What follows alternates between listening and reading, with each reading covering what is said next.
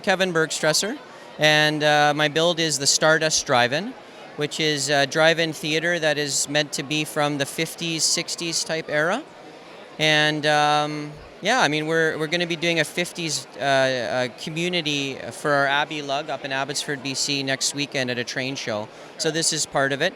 And basically what I did to build it was I did a lot of research on drive-in theaters in the 50s era, both in Midwest America and prairies in Canada. And looked into it and tried to capture a lot of the details and how those drive-in theaters were run in those days. So you'll notice the speakers, that they have the speakers on the wires. That's the way they had those in the 50s era. Playgrounds are very common in the 50s. And hot dog, popcorn, that was the main kind of grub, I guess, so to speak, in the 50s era, as opposed to now. It was a healthy time. It was healthy, exactly, yeah. Yeah, and I got the nod to Eclipse Graphics. I got the chocolate bars from them, and the only ones I have in there officially did exist in the 50s. So they are. It's all legitimate. Mm-hmm. So yeah. And so you were able to do some of that research then and really figure out exactly what this would have looked like. So you wouldn't say this is based off of any one particular theater, just kind of looking at different inspiration over the years. Exactly. Yeah, I did. The name Stardust Drive-In Theater is the name of a drive-in theater in my wife's, Nikki Bergstresser, her hometown in Morden, Manitoba, in Canada. So that is from that. But it isn't designed to that theater. So everything else is just I got stuff from various theaters throughout North America. Mm-hmm. Yeah. And that sign is really fantastic there. So if we walk over here a bit, maybe dive into that a little more and talk about some of the design process of the lettering and everything there. Okay. Well, the design of the lettering, that I got that motivation from a mall in Winnipeg, Manitoba, which was actually built in the 50s, and it was called Polo Park. And so they used to have a sign, I remember it as a kid, that was like upright like that, and all the letters were in squares like that. So that's where I got that motivation from. It was different colors they had, but I went with the red and white to match my red and white theme here. And basically I just used plates. So some of them are vertical, some of them horizontal, to try to create the lettering to look like that. And then the actual Stardust sign itself, that's to be an arrow to be pointing into the theater, and I had a bit of fun with that. I was originally just going to do the 45-degree slopes, but it pulls in as you build them, so I didn't like that design. So then that's when I created the plates and tiles to create the arrow. So yeah.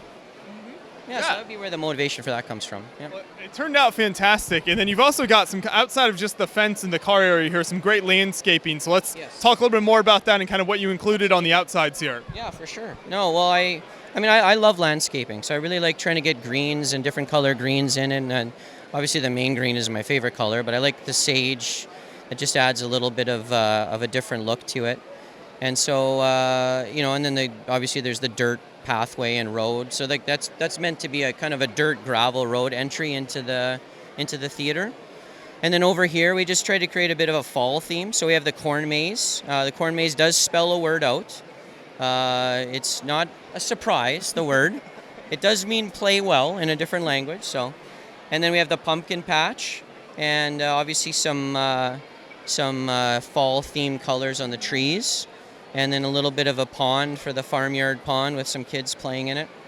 And I love color. I love doing trees and grass and landscaping. And I don't like it being flat. Like I don't like the base plates just totally flat. I like it to have some movement to it, And So then for the cars inside here, are those official LEGO cars or some of your own custom designs or a mix? How did those come together? It's a mix. So you'll notice the one car is from the Simpsons in the far corner there. I don't have Simpsons in it, but that's their car.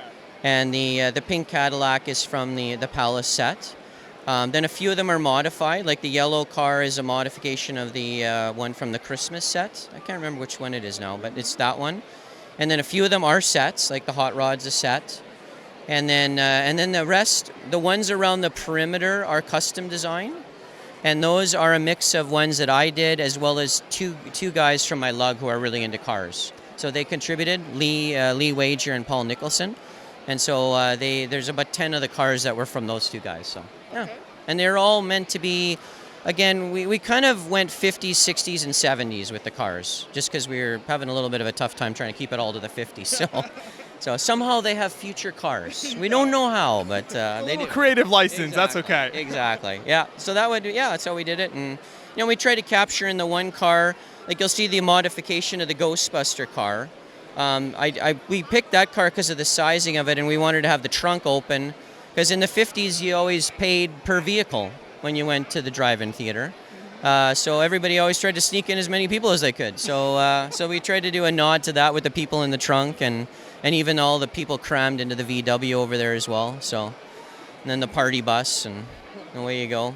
So yeah, a lot of fun with it. Absolutely. Yeah, well, great display here. I think it's a ton of fun seeing all the different details with everybody coming to the drive-in movies and everything. Some great building techniques. So thanks so much for bringing it to the show. Appreciate it. Yeah, Thank no you. problem. Thanks a lot, guys. Awesome. Good to see you guys again.